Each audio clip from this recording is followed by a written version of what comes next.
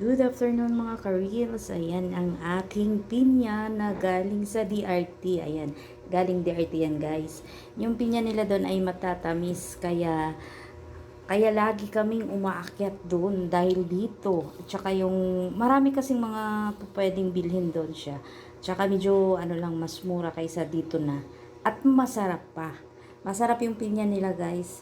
Akala ko nga ito dahil medyo ano siya, di pa siya ganun kadilaw. Akala ko hindi siya matamis.